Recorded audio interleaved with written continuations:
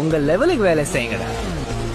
என் சக்திக்கு மீறின ப்ராஜெக்ட்னு சொல்லிட்டு அப்படியே ஓடிடு. நான் உனக்கு 5 இல்லைன்னா 10 தரேன். இல்ல என்னடா பண்ணுவ? ஏண்டா வெள்ள பண்ணி எந்த வேலையும் செய்யாம தகுதியான படிப்பும் இல்லாம உங்க அப்பா பணக்காரங்கிற ஒரே காரணத்தினால நோகாம நேரா முதலாளி சீட்ல உக்காந்த உனக்கே இவ்வளவு திமிர் இருக்கே.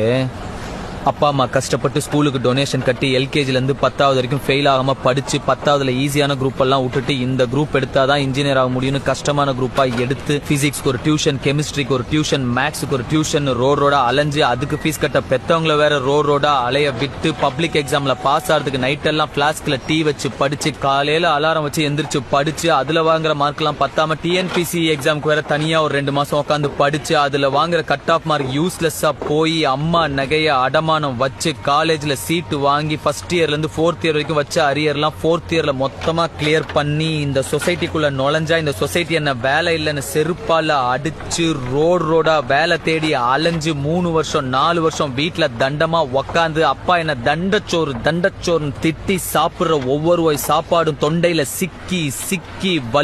வலிச்சு இறங்கி எவனோ ஒரு புண்ணியவான் கடைசியில ஒரு நல்ல மனுஷன் எனக்கு வேலை கொடுத்து அதையும் புடிங்க நினைக்கிற உன்ன மாதிரி ஒரு புறம்போக்கெல்லாம் சமாளி இன்னைக்கு முன்னாடி நின்னு பேசிக்கிட்டு இருக்கிற வேலையில்லா பட்டதாரி எனக்கு எவ்வளவு திமிரா இருக்கும்.